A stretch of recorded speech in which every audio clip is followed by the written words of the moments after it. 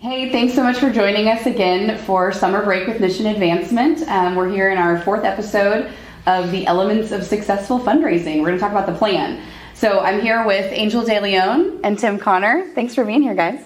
Great to be here. How are we doing today? Great. Doing good. Happy to be awesome. Here. Summertime. Summer break. We talked last week about prospects, right? And how we find out how to ask for the right amount to the right person. What does it look like to do donor screening and to create these donor experiences for a specific individual?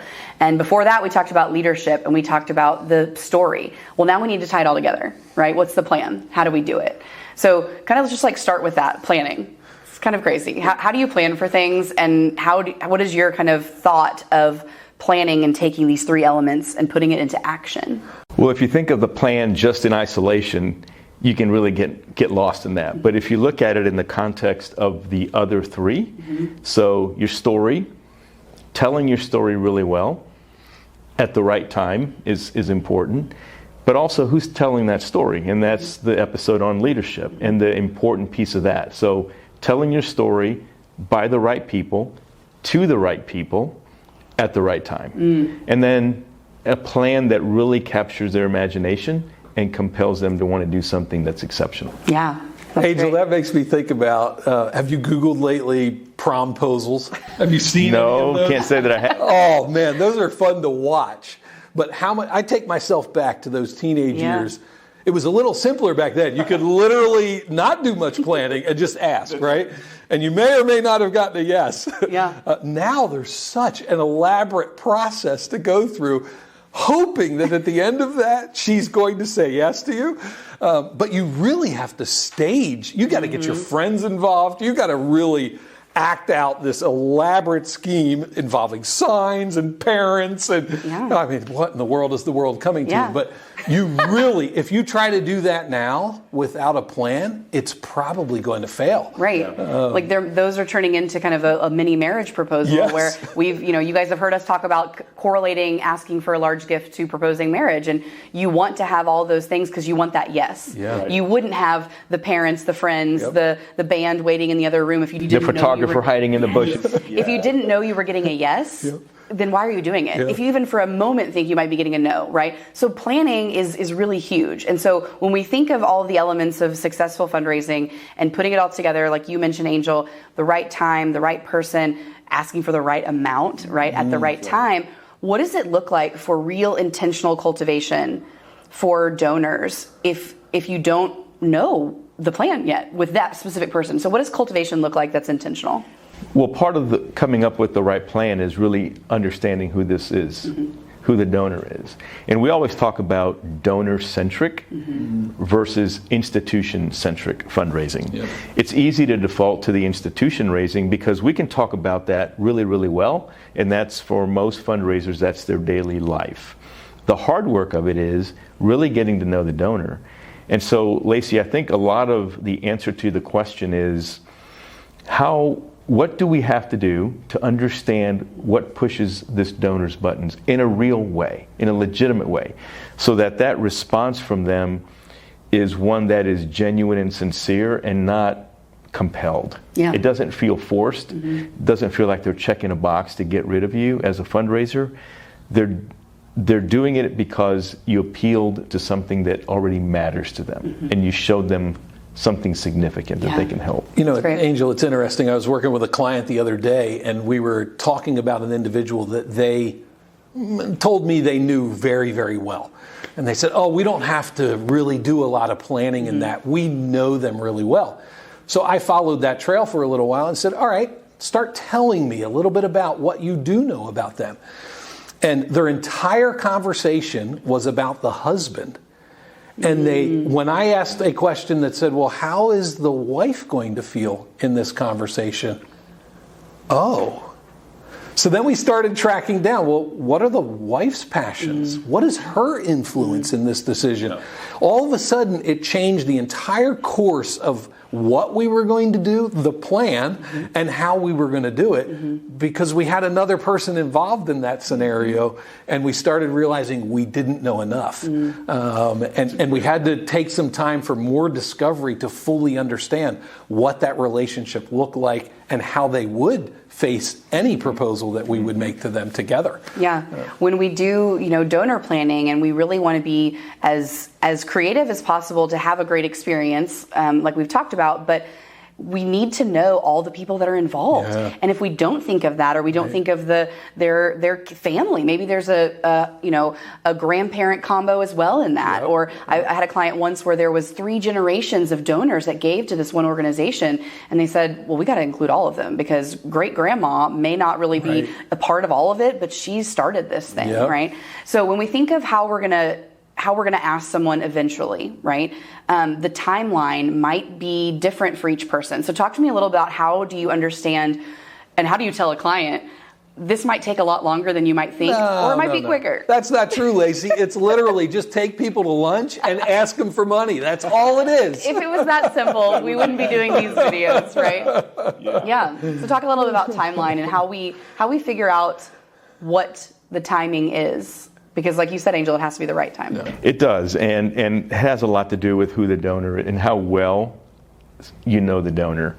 And I actually saw Tim do this not long ago. We were at a client site together, and it was, I just sat back and watched this unfold, but I could see where our client became more and more excited as Tim led them through the challenges of, because there's always that temptation to say, as you said earlier, Tim, we know enough about them. Let's just go ahead and do it. Mm-hmm. But when you really challenge them to think creatively and outside the box, and kind of put away the self, consciousness of, is that too much? Is that hokey? I think most of the time it's not hokey. The donor feels honored that you thought enough about them to really go out of your way to make this an exceptional experience for them. So it was great to watch Tim do that, and I could see the excitement with the client build as they were like, wow, okay, and what about this? So it became aspirational thinking versus just settling for, let's just do it. Right. And it's not going to look, in that situation specifically, it's not going to look exactly the same for the next person. That is tailored to them, and that's because what we know about them. In this case in particular, the wife had a recent hip surgery. So we were walking them through the building. Well, that has an impact. Right. How much can I actually get her to walk through the building? And then we had to have contingency plans for, if she can't walk today, one of the conversations we ended up having was, where's the school wheelchair? If we actually need that, are we going to bury, find that buried in a closet somewhere, or do we have it readily accessible? And so they moved it more to the front in the office. It's available. It's there if we need it, but we didn't have to go searching for it in that moment. And that intentionality, every detail. So we actually walked through the walkthrough that they were going to do with the donor. And Tim was able to share with them, there were a couple spots where there were some significant steps that were a little taller than normal. And okay, if this lady is, inhibited in some way, how do we compensate for this? And we were scrambling, looking for a half step that we could put there. But you think of that and you think, okay, that's a trivial matter. It really isn't, because what you're trying to do is you're trying to remove any distraction from the emotion you want that donor to feel. And you want the focus to be the opportunity, not how do I navigate the challenges that inherently are part of these kinds of tours. Right. Lacey, it makes me think of another thing that happened while we were planning for that tour. This was with a school. Okay. And summertime in schools, the hallways look horrendous. They're pulling everything out of the classrooms. Absolutely. They pulled everything out of classrooms. It's in the hall. There's stuff in the way. And there's a level of that to communicate in this case. This is why we need more space. And it was okay for it to be in its natural state of summertime. And a lot of times I see clients wrestling with, we need it to be perfect. We want to remove all obstacles. We don't want anybody to see anything.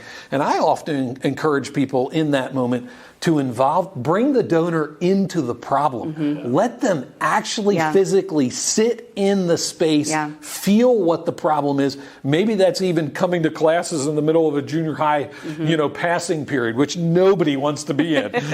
Right. Well, let's see how we can make this better, right? And then they see the actual problem and then begin dreaming with you on how they might be able to help make a difference and change that's the trajectory. So true. A couple weeks ago when we talked about story, we talked a lot about how to introduce conflict, and that it shouldn't be something you're apologizing for. Right. You have to show them that. And so something that you said, Tim, reminded me of like road trips, right? So if we're going to plan a road trip, and we've all done this before, and now we have these apps that can show us that there's a wreck ahead or there's a closure, in another town. But years ago when we would get in my dad's Suburban with the dogs and my brother and my mom, and we'd drive, forever, we didn't know if there was a wreck ahead, right? You don't know. You can't plan for those things. So how do we plan for something when we may not know the obstacles that are come up, but we know there's probably going to be an obstacle, right? Like this woman not maybe being able to walk. When we're doing a big campaign planning, that's a little bit different. I want to know, what does that look like on an annual basis to set a plan? And you may have to have your end game in sight, right? You need to know the destination before you even start.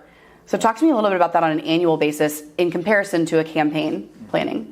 I think it's all the more reason to focus on the things that matter the most. So, we can go to a conference, development conference or fundraising conference, and we can learn and hear things that are happening in different places, and we can get excited about tactics. And I don't use it negatively, but gimmicks. And those have some appeal to some people for some time. It's a quick fix. It's a quick fix, and maybe it adds a little sizzle. But it's not one of the tried and true things that ultimately brings the best success, if we're looking at the end game, as you said, Lacey. So that's why I think these elements are so important. Your story, if you lead a nonprofit, your story is a compelling story. You're impacting people. You're making a difference in their lives. Your leadership is key. Who are those individuals, and how much do they own the mission of the organization? Your prospects are critical because they make it happen. By the way, they're also a customer of your organization.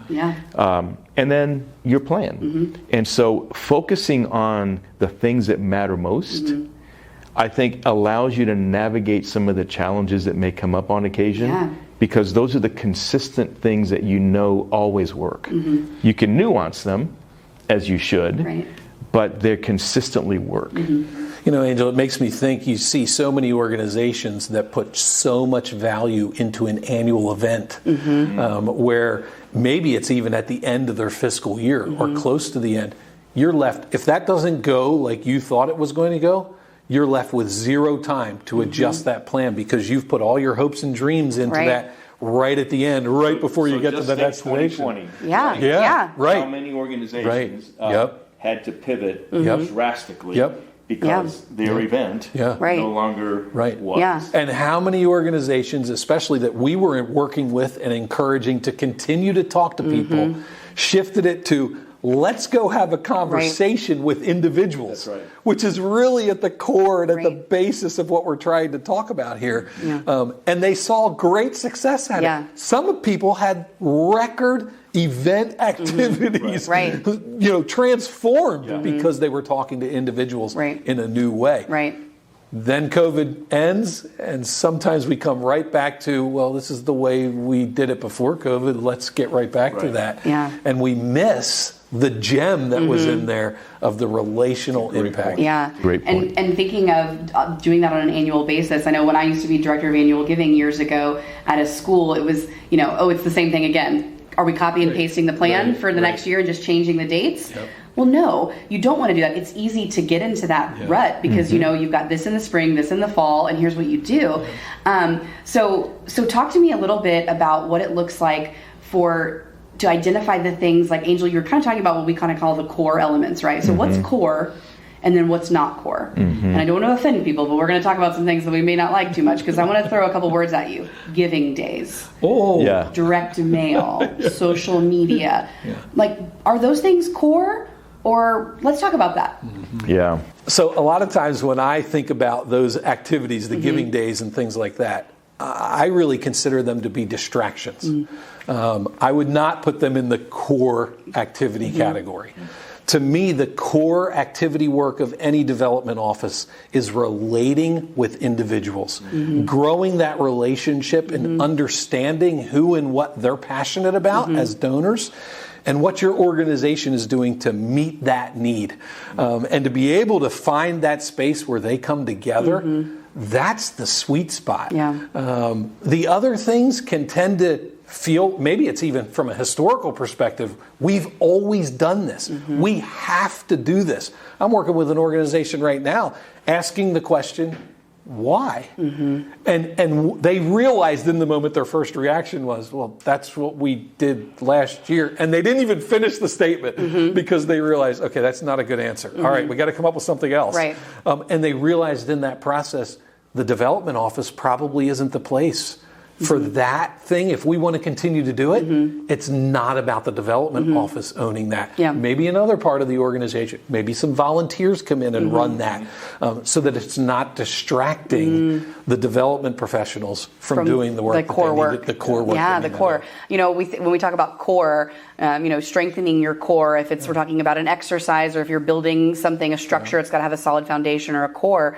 Without those things, some things may happen by accident, right? But we want them to happen on purpose. Right. So, Angel, I know you and I have seen this before in clients together of if that story isn't there, and the right people aren't telling the right story, and they're not focused on those things can get distracted. It can go wrong, and then you're not strengthening your core. So, how do you recommend for nonprofit leaders to work on their core? Yeah. So, the importance of core is it supports everything else. Right. And let's face it, right? There's probably a development director or an advancement director watching this saying, I'm married to an event that I would love to get rid of, but I can't. Right. We've heard that before. It would be disastrous. And that's okay. I hope what you're hearing us say today is not every event is terrible. However, in the midst of that event, maintain your focus on the why. So the event doesn't become an end in and of itself. It becomes an audience, an opportunity to connect the people that are at that event deeper with your mission. And at the same time, you raise funds for your institution, your organization, your school, whatever it might be. How do nonprofit leaders strengthen their core is the discipline and the rigor of doing those things that yield the greatest return. It's hard work to maintain a really good portfolio. It's discipline. It doesn't just happen. And so that daily discipline of, have I kept recent with my prospects that are in my portfolio? Do they know that I value them today? Because we know all giving is done through people. They give to organizations and institutions and schools, but they give through relationships. And so have I done, as someone who might be carrying a portfolio, everything I need to do to make sure that the people on my list know that I value their contribution to what we do? That doesn't just happen. To your point, Tim, it's something that we have to do. And as leaders in that realm, and especially if you're leading a team of development professionals, that's what it becomes about for you, is making sure that everyone on your team understands that's your main job. Your main job isn't the golf tournament. Your main job isn't, we have a big North Texas Giving Day where we are in this area. That's fine. But let's not let that take the place of the important core work that needs to happen in order for the greatest results to take place. You know, Angel, when you were talking about that, it makes me think of, and oftentimes in my office, new ideas, new fundraising tactics would come to my office. And they'd say, you should try this. And sometimes when you get into the details of that, you realize you're giving up half of the proceeds to the organizing organization, because it takes a lot of, they recognize it probably better than we do sometimes in our organization, that it costs money to raise money. But I've learned in that moment to come up with a nice way to say no to those things before you get yourself stuck in, well, sure, we'll give it a try, because you need to appease that person, that board member who's throwing that idea all the time at you. If you can be firm at the initial part and say, you know what, that's just not part of our plan for this year. Maybe it's something we'll consider at a future date, or find some language that works for you that can help remove some of those distractions that you know right away. That's a distraction. It's going to prevent me from meeting with individuals. And that's a great point, Tim. And it's so much easier to have a policy, if you would. I hope that's not too sterile a word, but before you have to make those one-off decisions, so that you understand philosophically, here is how we fundraise as an organization.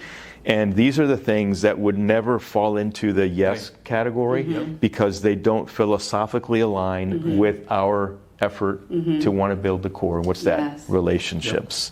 So paying people to put flamingos in someone's yard, and then that person has to pay a ransom to have the flamingos removed from is a terrible idea for a fundraiser. I'm sorry if you own the company. It's just not a good way to build esteem and rapport with your donor. You're going to make them angry. That would never work.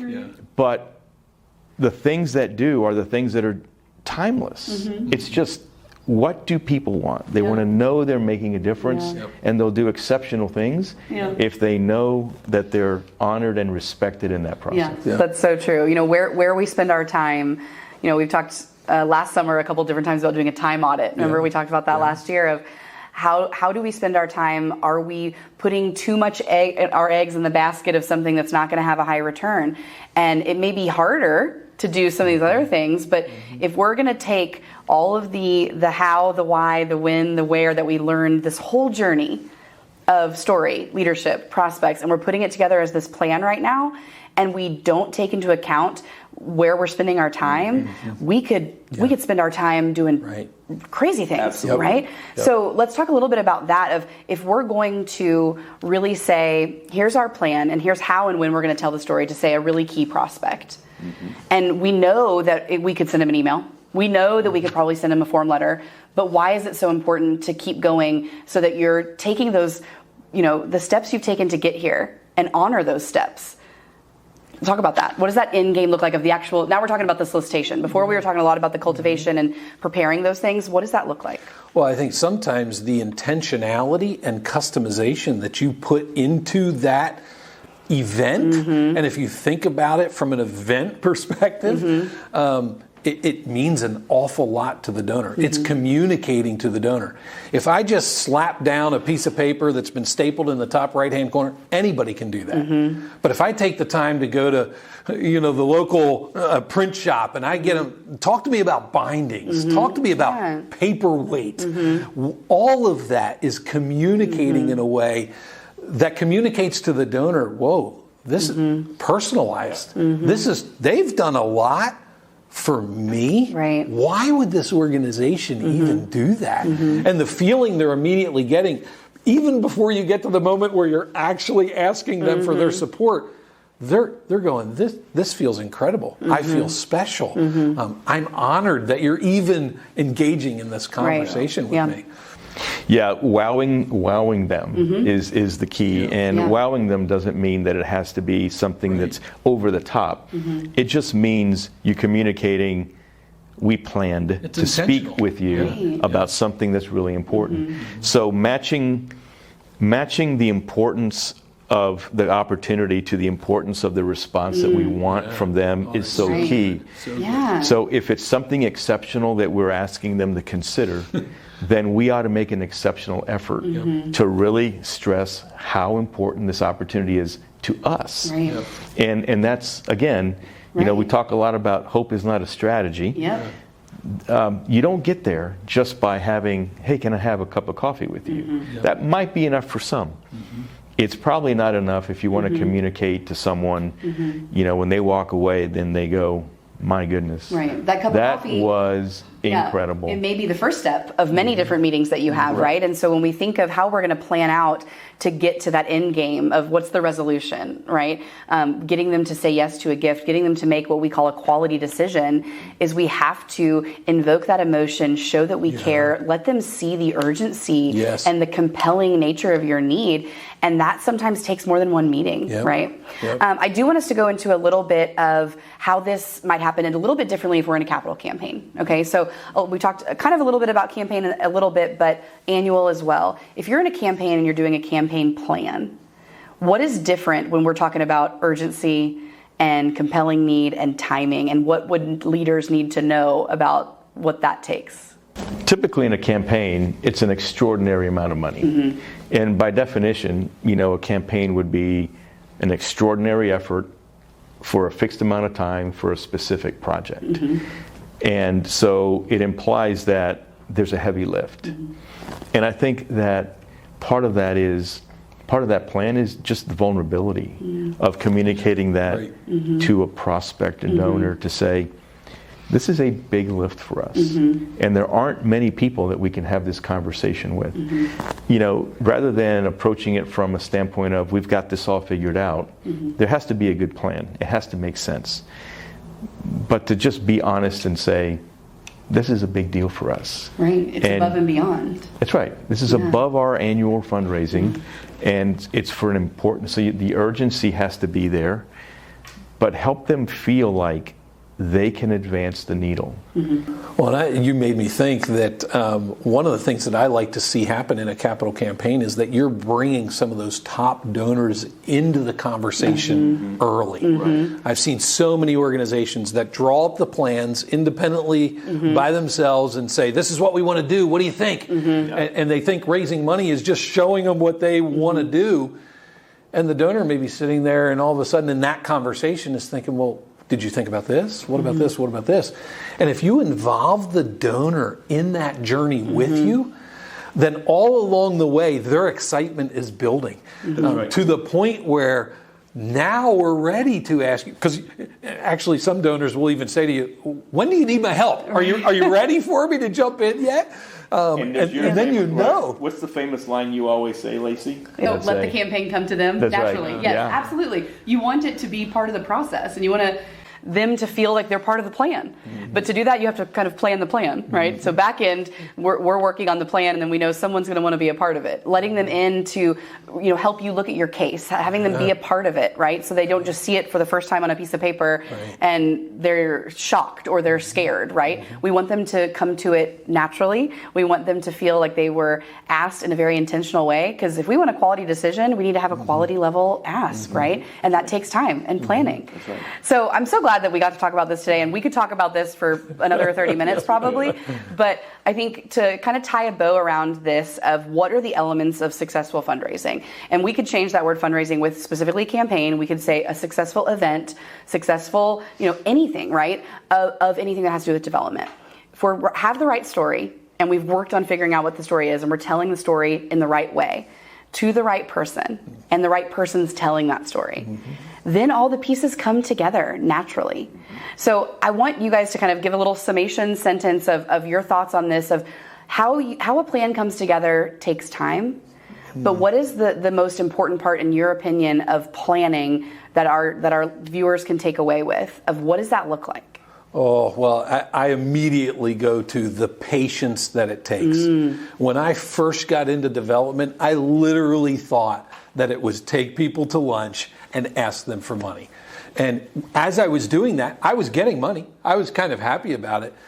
But the donor wasn't really connecting with the mission as deeply as I really wanted them to, or as they could even potentially. I didn't even give them that opportunity to do it. Right. So as I started shifting the conversation to where I started thinking, what do I want to know about the donor that's sitting in front of me? What don't I already know? Let them, and I actually started practicing knowing that they were going to speak 75% of the conversation, and I was listening more. That created the patience, certainly in that moment, but it also created the patience to know at the end of it, you know what? They're not ready for that ask yet. They have some questions I need to go back and get those answers to and come back. And you're ongoing in a relationship to the point where they're actually ready for an ask. Oh, that's so good. So I would say be patient with that process. And that's really, really hard to do for an impatient guy. Yeah. That's such an important point, because it's easy to cut corners, especially when you know I've got this much time. This is one of the things on my to-do list. And the pressure. And the board wants this money now. It has to work. So it kind of creates that sense of panic at times for development professionals. I would say, in addition to that, is put yourself in the place of the donor. How would you want this to feel for you? What are the important boxes that need to be checked for you to feel confident in giving to this organization at the level that you're being asked? And I think viewing it from the lens of the donor sometimes kind of puts us in a position where we may be a little more patient to say, okay, I need to think about this some more, because if it was me on the receiving end, this just wouldn't feel really good. So again, it's people-centric. It always is, and that's the beauty of it. And honestly, I think that's what we all love about what we get to do. Absolutely. Is that we're not convincing people to do something they don't want to do. We're inviting them to join us in something that we agree on, that we both love.